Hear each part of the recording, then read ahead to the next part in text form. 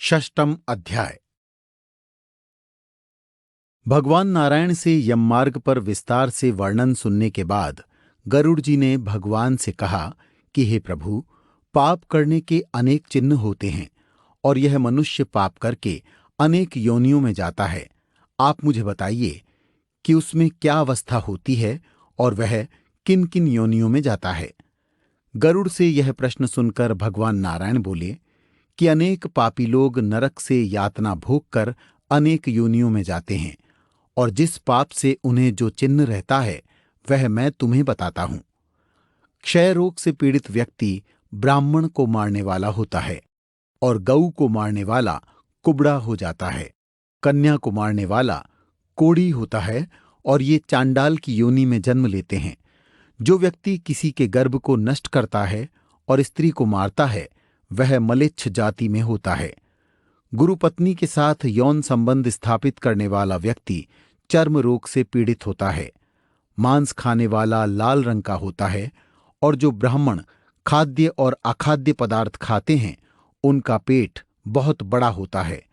जो व्यक्ति दूसरे को खाने नहीं देता और अपने आप खाता है वह गलगंड रोग से पीड़ित होता है। सफेद कुष्ठ का रोगी वह होता है जो अशुद्ध अन्न से श्राद्ध करता है।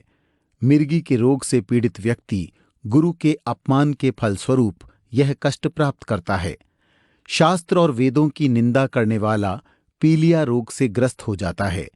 जो प्राणी झूठी गवाही देता है, किसी के विवाह में विघ्न करता है, पुस्तक चुराता है, वह काना और बिना होंठ का या अंधा हो जाता है। असत्य बोलने वाला व्यक्ति हकलाने वाला होता है, और झूठ बोलने वाला बहरा। जो व्यक्ति रत्न चुराता है वह नीच कुल में उत्पन्न होता है, और जो किसी को विष देता है या किसी के घर में आग लगाता है या जो रत्न चुराता है, सोने की चोरी करता है, वह उन्मत्त रोगी और नीच कुल में पैदा होता है। धातु चुराने वाला निर्धन होता है, और विष को चुराने वाला बिच्छू होता है। शाक और पत्ते चुराने वाला मोर की योनि में जाता है। इस तरह अनेक अपकर्म करने वाला व्यक्ति अनेक योनियों में अनेक चिन्हों के साथ जन्म लेता है। मैं इसके अतिरिक्त अन्य योनियों के विषय में भी बताता हूं। जो व्यक्ति मधु चुराता है और पान फूल की चोरी करता है, नमक चुराता है, वह गिद्ध, चींटी और बंदर की योनि प्राप्त करता है। विषपान करके मरने वाला व्यक्ति सर्प की योनि में जन्म लेता है। जूते, तिनके और कपास को चुराने वाला भेड़ होता है। और जो मनुष्य हिंसा करते हुए अपनी जीविका चलाता है या तीर्थ यात्रियों को लूटता है, वह कसाई के घर में बकरा बनकर पैदा होता है। और जो हमेशा उद्दंड रहने वाला होता है उसे जंगल के हाथी की योनि मिलती है।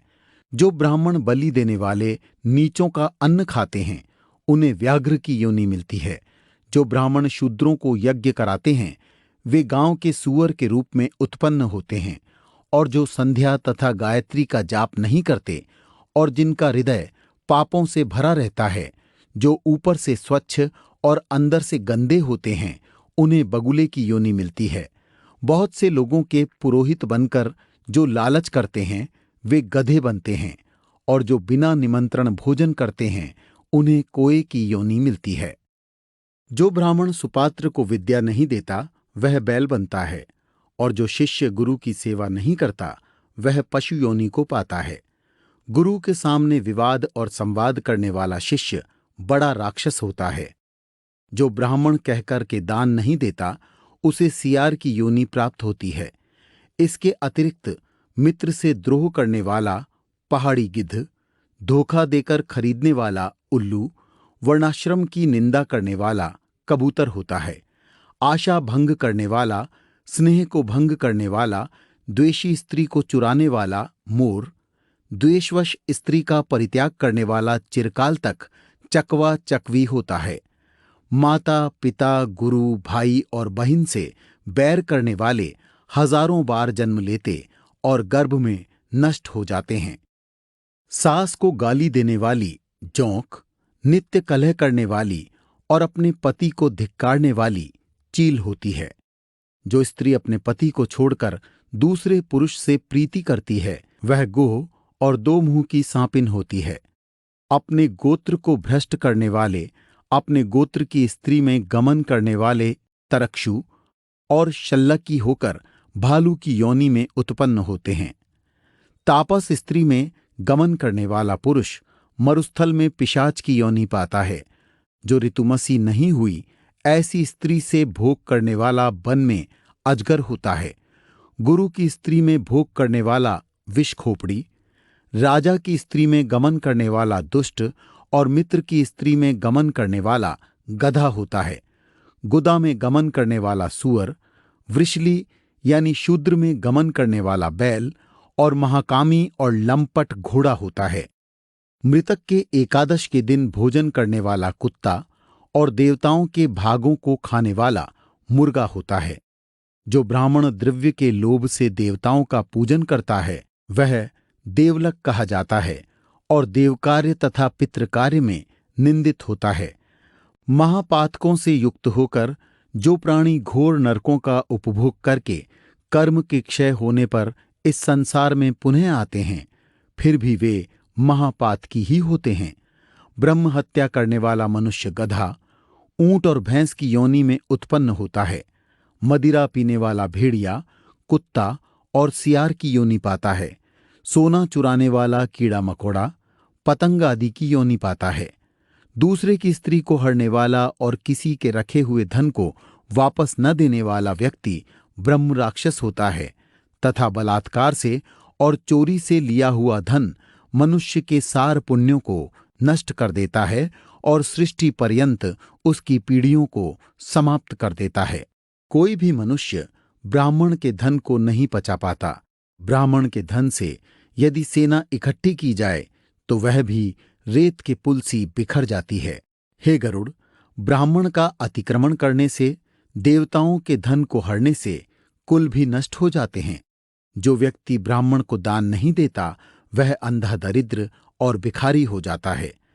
अपने दिए हुए दान को छीनना भी पाप का कारण होता है और ऐसे व्यक्ति 60,000 वर्ष तक भिष्टा के कीड़े बने रहते हैं।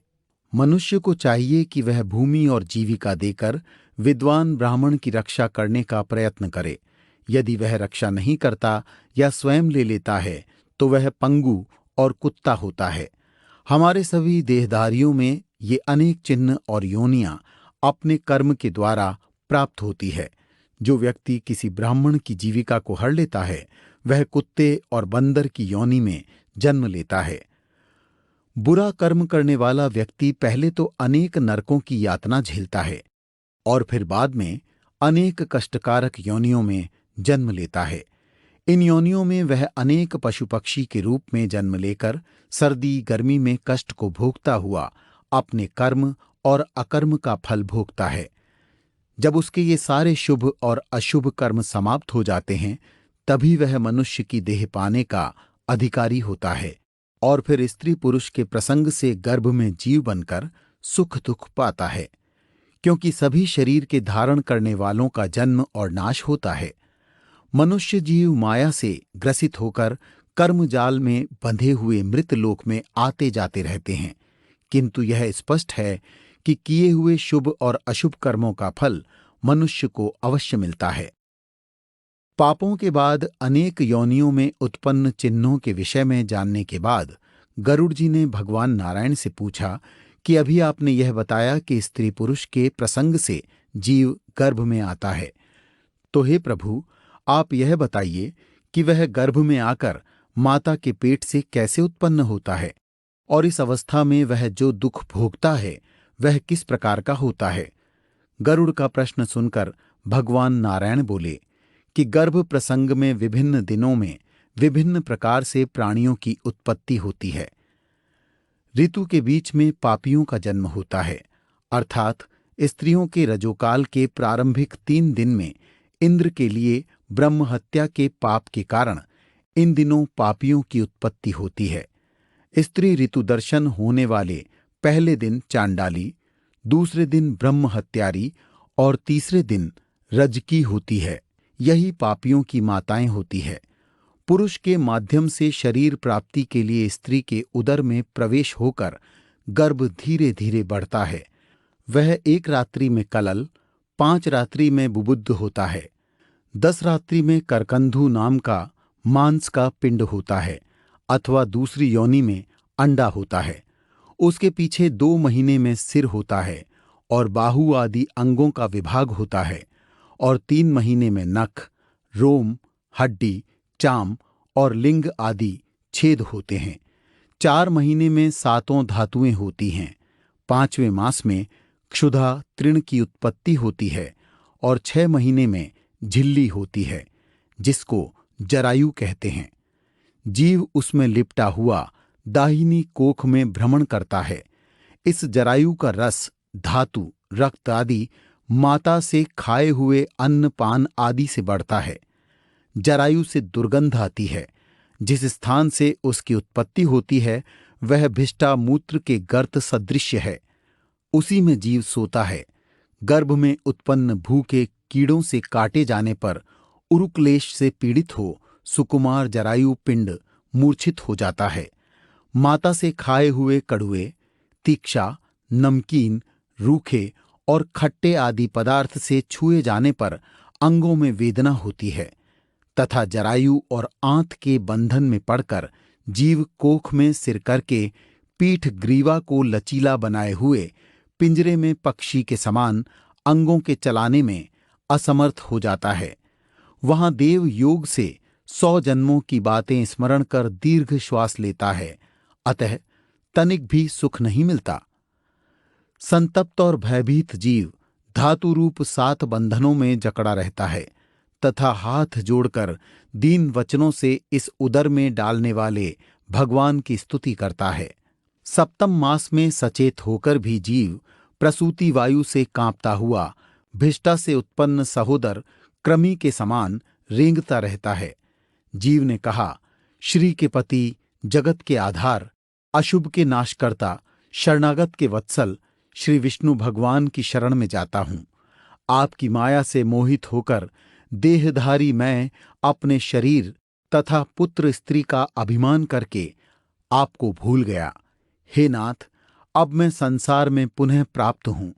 मैंने कुटुंब के लिए शुभ अशुभ कर्म किया, परंतु उस कर्म के फल से मैं अकेला दग्ध होता हूं और वे कुटुंब फल भोगी होकर अलग हो गए। यदि इस योनि से मुक्त हुआ तो आपके चरण का स्मरण करूंगा और ऐसा उपाय करूंगा जिससे संसार से मुक्त हो जाऊं। मैं आपका आश्रय लेकर आपके चरणों की पूजा करते हुए उद्धार करूंगा। भगवान नारायण ने कहा कि हे गरुड़, इस तरह जीव 10 मास तक गर्भ में रहता हुआ स्तुति करता रहता है और फिर जन्म के लिए सिर नीचा किए हुए प्रसूति वायु से प्रेरित होता है और फिर इस स्तुति की स्मृति नष्ट हो जाती है और वह बाहर निकलता है। स्मृति के नष्ट होने से उसका ज्ञान समाप्त हो जाता है और उल्टी गति होने से वह दुखी होता है। यह स्वाभाविक है कि कष्ट का स्मरण अधिक देर नहीं रहता। भगवान की वैष्णवी माया मनुष्य को मुक्त करती रहती है और वह इसमें लिप्त हो जाता है। जब वह छोटा होता है वह मलमूत्र से अपवित्र होने के बावजूद उठने में असमर्थ होता है। वह बालक ज्ञान रहित होता है और जब उसे खटमल आदि काटते हैं या कोई और कष्ट होता है तो वह केवल रो देता है। इस तरह वह अपने बचपन के काल के दुखों को झेलता है। फिर धीरे धीरे किशोर अवस्था की ओर आता है और किशोर अवस्था के बाद यौवन की ओर अग्रसर होता है।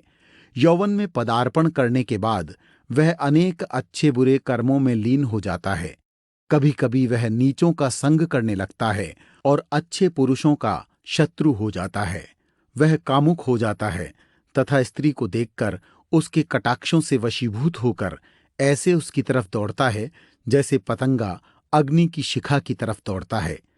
इस तरह वह अपकर्मों के मोह में फंस जाता है। यह पुरुष 5 इंद्रियों के 5 विषयों का सेवन करता है। वह एक तरह से परवश होता है तथा अपने को बचाने में पराधीन होकर बहुत कष्ट पाता है। कभी कभी तो उसका पालन पोषण पराये प्राणी से होता है। वह अपनी इच्छा के विरुद्ध भी कर्म करता है। यह आश्चर्यजनक बात है कि मछली, भौरा, पतंगा, हाथी और हरिण मूल रूप से एक विषयों के मोह में पड़कर अपने को नष्ट कर देते हैं, तो भला पुरुष जो अनेक विषयों के मोह में फंस जाता है कैसे नष्ट न हो। यह पुरुष भावना के अनुरूप वस्तु न मिलने पर अज्ञान के कारण लोभ और क्रोध के वश में हो जाता है। जो पुरुष अपने से बलवान से युद्ध करता है वह अपना ही नाश करता है। मूर्ख पुरुष यह नहीं समझता कि इंद्रियों का सुख उससे बलवान है। वह उनमें फंसकर अपने मनुष्य जीवन के वास्तविक रूप को भूल जाता है। इसलिए हे गरुड़, वह पाप करता है और यह भी नहीं समझता कि अनेक योनियों में मनुष्य श्रेष्ठ होता है और उसमें भी ब्राह्मणत्व दुर्लभ और महान होता है। ब्राह्मण रूप को पाकर जो मनुष्य उसकी विधिपूर्वक रक्षा नहीं कर सकता वह अपने जीवन को व्यर्थ करता है। उसे चाहिए कि आत्मज्ञान से ब्राह्मण की भी रक्षा करे और केवल आवश्यक रूप से इंद्रिय इच्छाओं का पालन करे। इंद्रियों को खुला छोड़ देने से यौवन असमय समाप्त हो जाता है और जीव जल्दी ही बुढ़ापे को प्राप्त होता है। अतः हे गरुड़, अपने भोगे हुए और भोगने योग्य कर्मजाल में फंसा हुआ यह मनुष्य ब्रह्म की माया से मोहित होकर वैराग्य से दूर रहता है। अब इसके विषय में तुम जो सुनना चाहो मुझे वह कहो और मैं तुम्हें बताऊंगा। सूत जी ने ऋषियों से कहा कि जब गरुड़ जी ने भगवान से जीव योनि और कर्म फल का यह स्वरूप सुना तो वह कांपने लगे। फिर उन्होंने भगवान से पूछा कि हे प्रभु, यह मनुष्य जानकर या अनजाने जिन कर्मों में प्रवृत्त होता है और यातनाएं भोगता है, तो क्या उन यातनाओं से मुक्ति का कोई उपाय है? हे प्रभु, यदि कोई उपाय है तो मुझे उसका ज्ञान कराइए। संसार रूपी समुद्र में डूबता हुआ यह मनुष्य दुखी आत्मा के साथ किस प्रकार विषयों से नष्ट आत्मा का उद्धार कर सकता है? आप कृपा करके यह बताइए। गरुड़ जी के प्रश्न को सुनकर भगवान नारायण बोले कि हे गरुड़, मैंने तुम्हें कर्म विधान के अंतर्गत जो कुछ भी बताया है उसमें पुत्र प्राप्ति का महत्व अधिक है, क्योंकि जिनके पुत्र नहीं होता उनकी दुर्गति होती है। पुत्र वाले धर्मात्माओं की दुर्गति नहीं होती। जो पुरुष अपने किसी कर्म के प्रभाव से पुत्र की प्राप्ति में असमर्थ रहता है उसे चाहिए कि वह पुत्र प्राप्त करने का साधन जुटाए। अनेक प्रकार से भक्ति भावना रखते हुए भक्ति से परिपूर्ण चंडी के विधान से या हरिवंश पुराण की कथा सुनकर शिव की आराधना करते हुए सद्बुद्धि वाला मनुष्य पुत्र को उत्पन्न करे। पुत्र अपने पिता को पुनमामक नरक से बचाता है, इसलिए एक धर्मात्मा पुत्र ही सारे कुल का उद्धार कर देता है। यह बहुत पुरानी पद्धति है कि एक पुत्र ही समस्त लोकों को जीत लेता है। पुत्र का मुख देखकर पिता केवल ऋण से ही मुक्त नहीं हो जाता है, अपितु वह इस क्रम से पोते का मुख देखकर अन्य ऋणों, बल्कि यह सत्य है कि पौत्र का मुख देखकर मनुष्य स्वर्ग की प्राप्ति करता है और यमराज के अनेक बंधनों से मुक्त हो जाता है। मनुष्य को ब्रह्म घोड़ा पुत्र स्वर्गलोक के द्वार तक ले जाता है। यदि वह विवाहित स्त्री से उत्पन्न हुआ हो, बिना विवाह के उत्पन्न पुत्र नरक में पहुंचाता है, क्योंकि सवर्ण पुरुष और सवर्ण स्त्री के योग से जो संतान उत्पन्न होती है वही पितरों को स्वर्ग में पहुंचाती है, क्योंकि मनुष्य पुत्र के द्वारा श्राद्ध करने पर ही स्वर्ग प्राप्त करता है। इस दृष्टिकोण से तुम्हें एक कहानी सुनाता हूं। त्रेता युग में सुंदर महोदयपुर में महाबलवान और धर्म में निष्ठावान बब्रुवाहन नामक राजा हुआ। विधिवत यज्ञ करता, दान देने वाला, लक्ष्मीवान, ब्राह्मणों का भक्त, साधु का प्यारा और चरित्र आचार तथा गुणों से युक्त था और दया तथा दाक्षिण्य से युक्त धर्म से अपने औरस पुत्र के समान प्रजा का पालन करता था और दंड देने योग्य अपराधियों को दंड देता हुआ वह राजा नित्य ही क्षत्रियों के धर्म में तत्पर रहता था। किसी समय महाबलवान वह राजा सेना सहित शिकार के लिए गया और नाना प्रकार के वृक्षों से युक्त घने वन में प्रवेश किया। वह वन नाना प्रकार के मृगों से भरा हुआ था। उसमें नाना प्रकार के पक्षी कलरव कर रहे थे। राजा ने वन में दूर से एक मृग देखा, अतः राजा ने अति तीक्ष्ण और अति पुष्ट बाण से उस मृग को बेधा और वह मृग राजा के बाण को लेकर अदृश्य हो गया। रुधिर से गीले स्थल को देखते हुए उस राजा ने उस हिरण का पीछा किया और उसी प्रसंग से दूसरे वन में प्रवेश किया। भूख प्यास से सूखे कंठ वाले और श्रम के संताप से अर्धमूर्छित राजा ने जलाशय पर पहुंचकर घोड़े समेत ही स्नान किया। कमल आदि की गंध से सुगंधित शीतल जल पिया। बाद में उस बभ्रुवाहन राजा ने जल से बाहर निकलकर विश्राम किया। सामने शीतल छाया वाले बड़ी बड़ी शाखाओं से अति विस्तृत और नाना प्रकार के पक्षियों के समूहों से गुंजित मनोहर वट वृक्ष को देखा। सबसे अधिक ऊंचा होने के कारण वह वट वृक्ष उस जंगल की बड़ी भारी पताका के समान प्रतीत होता था। उसी के मूल के समीप पहुंचकर राजा अर्धनिद्रित हो गया। उस राजा ने क्षुधा तृषा से पीड़ित, व्याकुल इंद्रियों वाले, बिखरे बालों वाले और मैले कुचैले अत्यंत भयानक कुबड़े, लंबे और दुर्बल एक प्रेत को देखा। विकृत और घोर राक्षस को देखकर बभ्रुवाहन बहुत विस्मित हुआ और प्रेत भी उस घोर वन में आए हुए उस राजा को देखकर चकित हुआ। वह प्रेत भी उत्कंठित मन से राजा के समीप आया और हे गरुड़, प्रेतराज उस समय राजा से बोला कि हे राजन, आपके दर्शन रूपी मिलन से मैंने प्रेत भाव छोड़ा और परम गति को प्राप्त हुआ। हे महाबाहो, आपके संयोग से आज अति धन्य हुआ हूं। राजा ने कहा, हे प्रेत, यह कृष्ण वर्ण, बड़ा भयानक मुख और घोर दर्शन, ऐसा बड़ा अमंगल प्रेतत्व तुमने किस कर्म के परिणाम से पाया है? हे तात, तुम मुझसे इस प्रेतत्व का सब कारण कहो। तुम कौन हो? किस दान से तुम्हारा प्रेतत्व दूर होगा?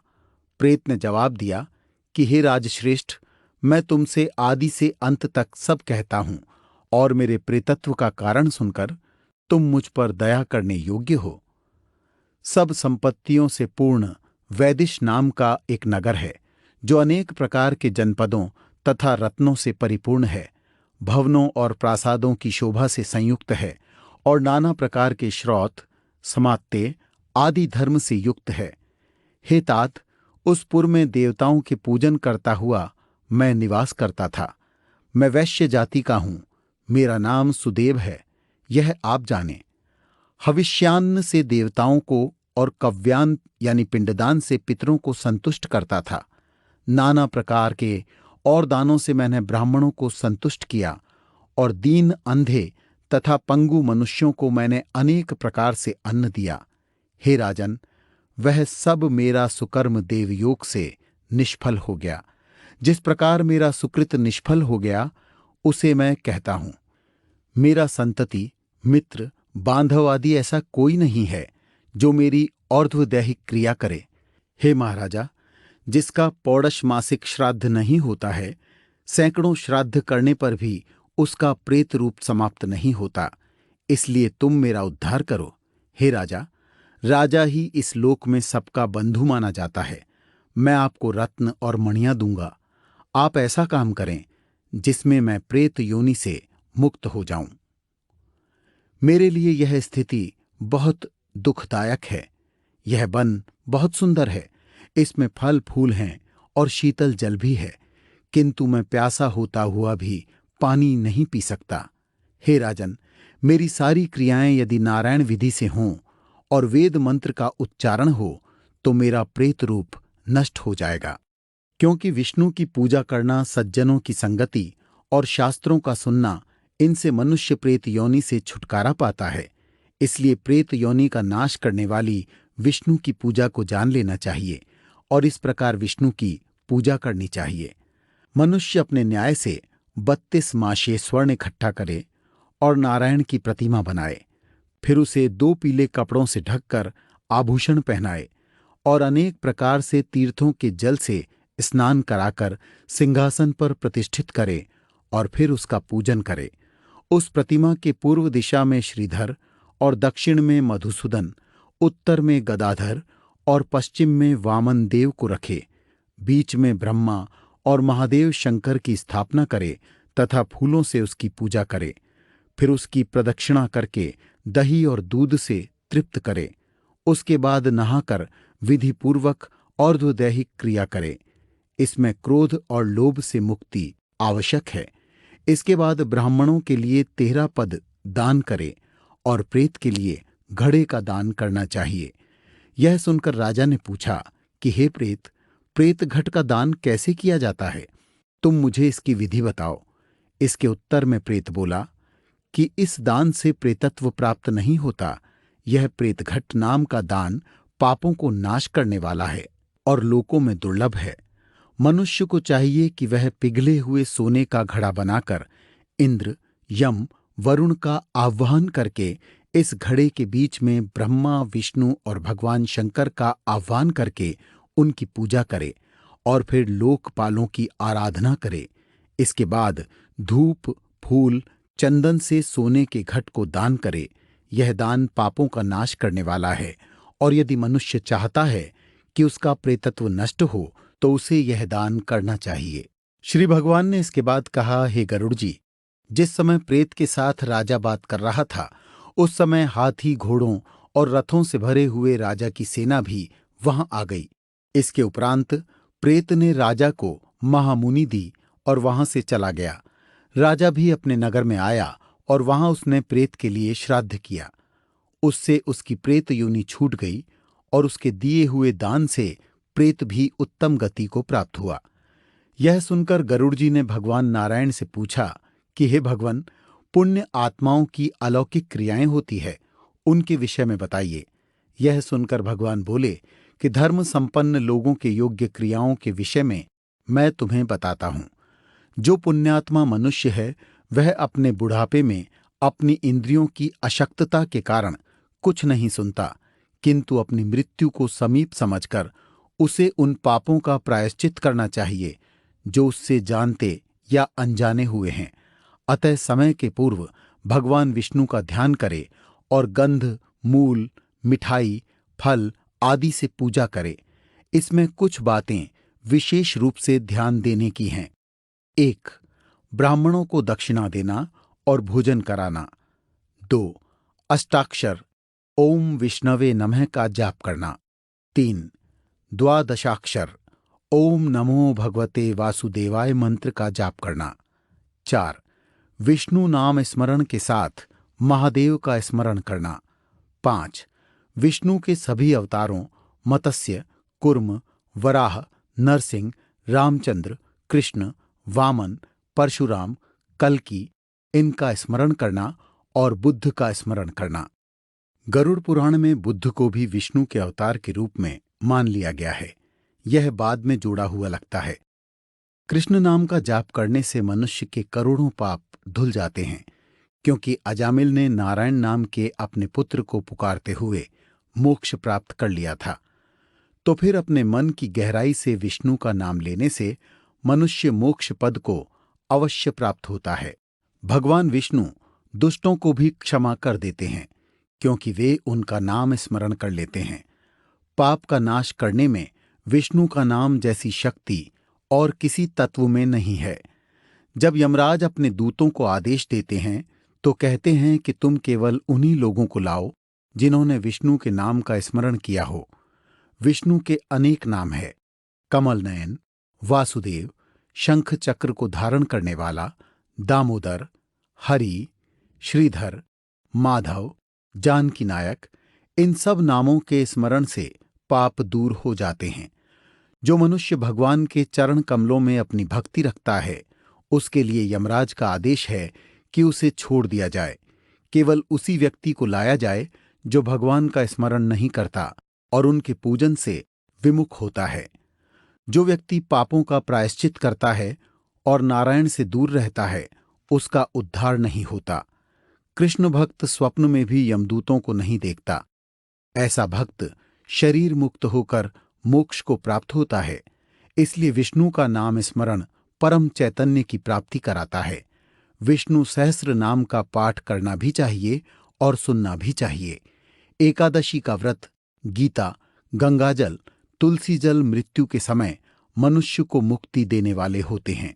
हे गरुड़ जी, यह बात जान लेनी चाहिए जो मनुष्य अंतकाल में दान देता है उसे बहुत अधिक फल मिलता है।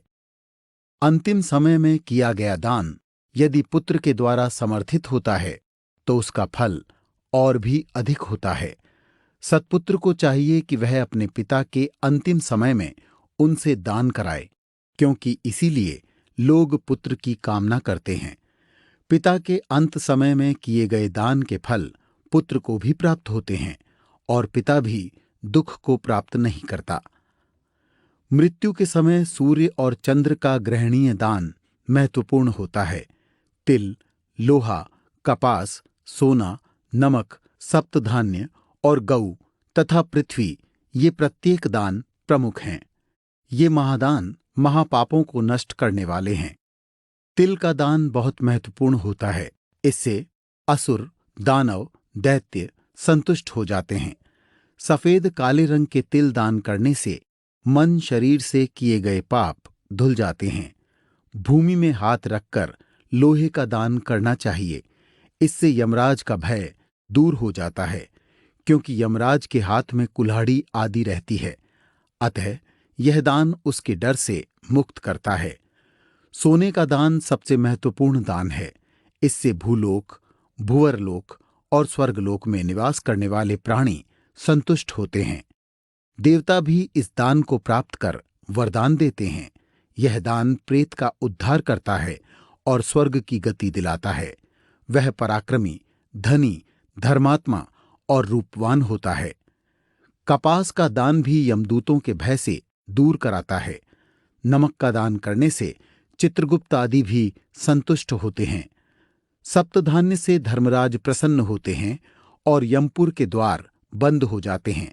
सप्तधान्य जो जौ, गेहूं, मूंग, उड़द, चना और चावल तथा कंगुनी कहे गए हैं। गौचरम मात्र अर्थात उतनी धरती जिस पर गऊ और बैल साथ साथ बैठ सकें, दान करने से मनुष्य ब्रह्म हत्या के पाप से मुक्त हो जाता है। जो मनुष्य व्रत करता है और इन सब कहे हुए दानों को करता है, उसके तो पाप दूर होते ही हैं, लेकिन भूमि दान से मनुष्य सुर और असुरों से पूजित होकर इंद्रलोक को जाता है। जो राजा ब्राह्मण को भूमि दान नहीं करता, वह संसार में यदि दोबारा आता है तो अपनी एक छोटी सी कुटिया भी नहीं बना पाता। अभिमानवश भूमि का दान करने से ही नरक में वास होता है, लेकिन यह तब तक होता है जब तक कि वह शेष भूमि को अपने पास रखता है। भूमिदान गोदान की तरह ही है, क्योंकि भूमि गौ रूप ही है। मनुष्य को चाहिए कि अंतधेनु और रुद्रधेनु और ऋणधेनु तथा मोक्षधेनु का दान करे। इस प्रकार के दान से मनुष्य सब प्रकार के पापों से मुक्ति पा लेता है। अपनी अनेक अवस्थाओं में किए गए पाप गौदान से नष्ट हो जाते हैं। समय समय पर जो मन, वचन, कर्म से पाप होते हैं, वह ब्राह्मण को गौदान देने से नष्ट हो जाते हैं। मनुष्य को चाहिए कि वह सावधान होकर मृत्यु से पूर्व गऊ का दान करे, लेकिन दान सत्पात्र को ही किया जाना चाहिए, क्योंकि सत्पात्र को प्रतिग्रह का दोष नहीं लगता। अपात्र को दान की हुई गऊ दाता को नरक में पहुंचाती है। जो व्यक्ति अपना कल्याण चाहता है, उसे चाहिए कि वह अपात्र के लिए गऊ का दान न करे और एक गऊ को एक मनुष्य को ही दान करे। गऊ दान बांटा नहीं जा सकता। अब मैं वैतरणी नदी के पार करने के लिए गऊदान के महत्व का चित्रण करता हूं। मनुष्य को चाहिए कि वह कृष्ण या लाल वर्ण की गऊ को आभूषणों से सुसज्जित करके, उसके खुरों को चांदी, सींगों को सोने का बनाकर, कपास के ऊपर खड़ी करके, तांबे के पात्र के साथ लौह दंड को धारण करने वाले यमराज की स्थापना करे। फिर उस पात्र में घी डालकर सबके ऊपर रख दे। फिर ईख की नाव बनाकर रेशम के सूत से लपेटकर उस पानी के गड्ढे में नाव को डाल दे और फिर गाय के साथ उसका संकल्प करके उसे ब्राह्मण को दान दे दे। वह इस प्रकार से प्रार्थना करे, हे जगन्नाथ, आप शरणागत वत्सल हैं, शोक में डूबे हुए व्यक्तियों के रक्षक हैं, आप मेरा उद्धार कीजिए। मैं दक्षिणा समेत यह गऊ दान कर रहा हूं। आपको तथा वैतरणी रूप गाय को नमस्कार है। मैंने उस नदी से उतरने के लिए यह गौदान किया है। हे देवेश इंद्र, तुम इस महाकठिन रास्ते में मेरा उद्धार करना। गऊ ही मेरे हृदय तथा आगे पीछे होवे। मैं गौओं के मध्य में ही निवास करूं। गौओं में लक्ष्मी का निवास है। यह लक्ष्मी रूप धेनु मेरे पापों का नाश करे। मनुष्य को चाहिए कि इस प्रकार पूजा करके और प्रदक्षिणा करके गाय समेत सारी सामग्री ब्राह्मण को दान कर दे। ऐसा व्यक्ति धर्मराज की सभा में पहुंच जाता है। इस प्रकार पुण्यकाल में गऊ का दान करने से पाप नष्ट होते हैं। जब श्रद्धा उत्पन्न हो और कोई सत्पात्र मिल जाए, उसे भी पुण्यकाल माना जाता है। अर्थात ऐसे समय में निश्चित होकर गौदान करना चाहिए, क्योंकि मनुष्य का वैभव एक सा नहीं रहता और मृत्यु भी कभी भी आ सकती है। इसलिए दान आदि करके मनुष्य को धर्म का संग्रह करना चाहिए। भावना से किया गया थोड़ा दान भी अपार फल देता है। भाई बंधु शरीर सब नाशवान है, केवल धर्म ही स्थित रहता है। मृत्यु के बाद प्रत्येक का प्रेम क्षीण हो जाता है। प्राणी की अपनी आत्मा ही उसका बंधु है। इसलिए अपनी संतुष्टि के लिए दान देना चाहिए। यह जीवन अनित्य है। मनुष्य के पीछे कोई उसके लिए कुछ नहीं करता, इसलिए उसे स्वयं अपने लोकोत्तर की चिंता होनी चाहिए। मरे हुए शरीर को लकड़ी और कंकड़ के समान लोग छोड़ देते हैं। इसलिए मनुष्य को चाहिए कि वह अपने शुभ अशुभ का ध्यान रखते हुए दान करे।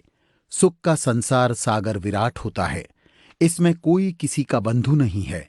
यहाँ कर्म के संबंध से प्राणी आते हैं और चले जाते हैं, कर्म के भाव से जुड़ते हैं और कर्म के क्षीण होने पर संबंध टूट जाता है। माता पिता पुत्र आदि सब इकट्ठे हुए उन प्राणियों के समान हैं जो नदी में बहते हुए लकड़ियों के लट्ठकों की तरह एक भी हैं और नहीं भी हैं। इस लोक से जो लोकोत्तर का मार्ग है, उसमें ज्ञानी व्यक्ति सुख पाता है, नहीं तो उसे कष्ट मिलता है। जो हम यहाँ इस धरती पर दान करते हैं, उसके पुण्य के प्रभाव से हमें धर्म के मार्ग में आराम मिलता है। इसलिए जब तक मनुष्य का जीवन है, तब तक वह दान और समर्पण से अपनी आत्मा को उदार बनाए। धर्म से अर्थ होता है और धर्म से ही काम होता है और धर्म ही मोक्ष का दाता है। इसलिए मनुष्य को धर्म करना चाहिए, किंतु यह भी जानना चाहिए कि धर्म श्रद्धा से धारण किया जाता है। धन धर्म का आधार नहीं होता। जो मनुष्य धनहीन है, वह भी अपने स्वच्छ मन से धर्म का आचरण करते हुए स्वर्ग की प्राप्ति करता है। हे गरुड़, जो मनुष्य धर्म के पूरे रूपों को जानकर देवी देवताओं को प्रसन्न करते हुए धार्मिक कार्य करता है और विधिवत दान देता है, वह अपने पुण्यों को संचित करता है। उसे नरक की यातना नहीं होती और ऐसा मनुष्य परम आनंद को प्राप्त करता है।